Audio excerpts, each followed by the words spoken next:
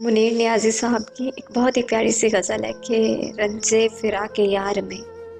میں رسوا نہیں ہوا، اتنا میں چپ ہوا کہ تماشا نہیں ہوا،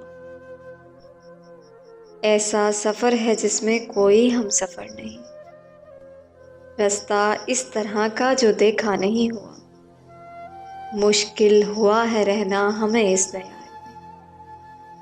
مشکل ہوا ہے رہنا ہمیں اس دیار میں، ہم برسوں یہاں رہیں یہ اپنا نہیں ہوا، وہ کام شاہ شہر سے یا شہر سے ہوا،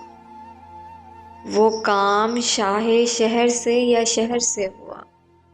جو کام بھی ہوا اچھا نہیں ہوا،